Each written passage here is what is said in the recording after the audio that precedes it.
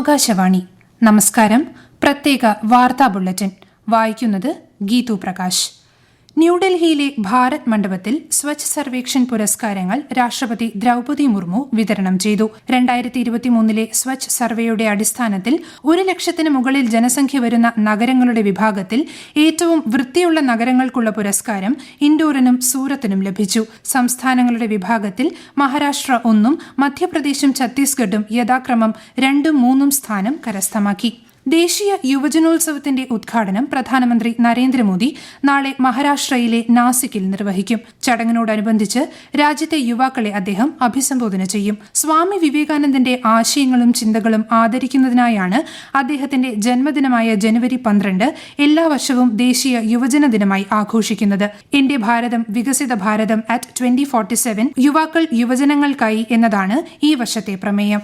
പ്രധാനമന്ത്രി നാളെ മഹാരാഷ്ട്രയിൽ 30,500 കോടി രൂപയുടെ വിവിധ വികസന പദ്ധതികൾക്ക് തുടക്കം കുറിക്കും. 17,840 കോടി രൂപ ചിലവിൽ നിർമ്മിച്ച അടൽ സേതുവിന്റെ ഉദ്ഘാടനവും അദ്ദേഹം നിർവഹിക്കും. 21.8 കിലോമീറ്ററാണ് പാലത്തിന്റെ ദൈർഘ്യം. കുടിവെള്ളം, റെയിൽവേ വികസനം എന്നിവയുൾപ്പെടെയുള്ള വികസന പദ്ധതികളും പ്രധാനമന്ത്രി രാഷ്ട്രത്തിന് സമർപ്പിക്കും. നവി മുംബൈയിൽ പൊതുസമ്മേളനത്തെ അദ്ദേഹം അഭിസംബോധന ചെയ്യും. പാർലമെന്റിന്റെ ബജറ്റ് സമ്മേളനം ഈ മാസം 31 ആരംഭിക്കും. അടുത്ത മാസം 9 വരെയാണ് സമ്മേളനം.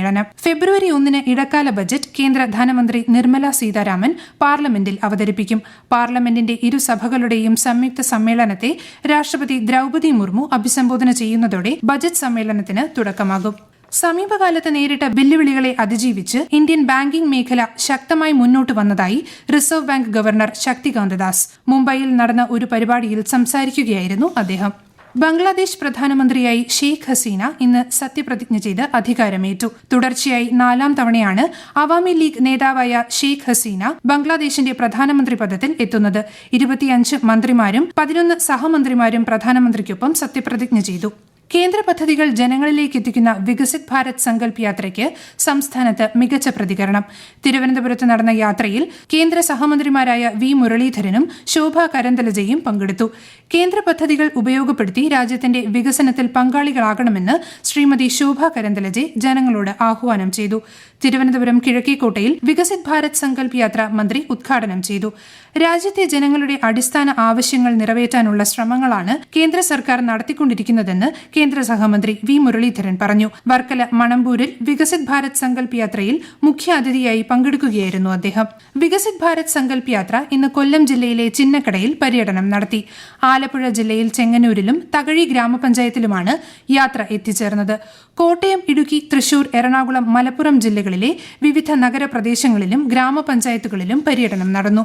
തൊഴിലും വിദ്യാഭ്യാസവും തമ്മിലുള്ള അകലം നികത്തി അനുഭവവേദ്യമായ പഠനരീതിക്ക് പ്രാധാന്യം നൽകേണ്ടതുണ്ടെന്ന് മന്ത്രി R Bindu. Kozhikode government polytechnic college വിദ്യാർത്ഥികൾ നിർമ്മിച്ച് ഇലക്ട്രിക് ഓട്ടോറിക്ഷയുടെ ഫ്ളാഗ് ഓഫ് നിർവഹിച്ച് സംസാരിക്കുകയായിരുന്നു മന്ത്രി. മകരവിളക്കിനൊരുങ്ങി ശബരിമല സന്നിധാനം.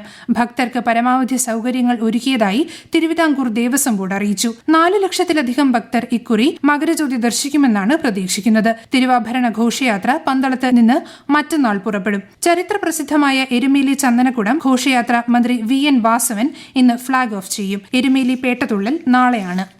സിറോ മലബാർ സഭയുടെ 4ാമത് മേജർ ആർച്ച് ബിഷപ്പായി മാർ റാഫേൽ തട്ടിൽ സ്ഥാനമേറ്റു.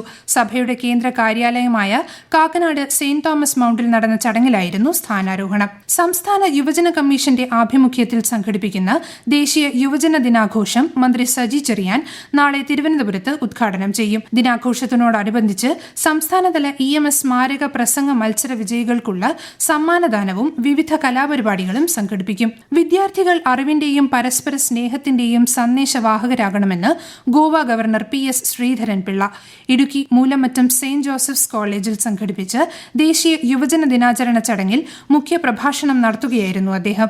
2023 ഓടക്കുഴൽ അവാർഡ് കവി PN ഗോപികൃഷ്ണന്. കവിത മാംസഭോജിയാണ് എന്ന കവിതാ സമാഹാരത്തിനാണ് പുരസ്കാരം. ഇന്ത്യ അഫ്ഗാനിസ്ഥാൻ 2020 ക്രിക്കറ്റ് പരമ്പരയിലെ ആദ്യ മത്സരത്തിൽ ഇന്ത്യയ്ക്ക് 159 റൺസ് വിജയലക്ഷ്യം. ടോസ് നേടിയ ഇന്ത്യ ഫീൽഡിംഗ് തിരഞ്ഞെടുക്കുകയായിരുന്നു. മൊഹാലിയിലായിരുന്നു മത്സരം. പ്രത്യേക വാർത്താ ബുള്ളറ്റിൻ കഴിഞ്ഞു. അടുത്ത വാർത്താ പ്രക്ഷേപണം നാളെ രാവിലെ 6:45.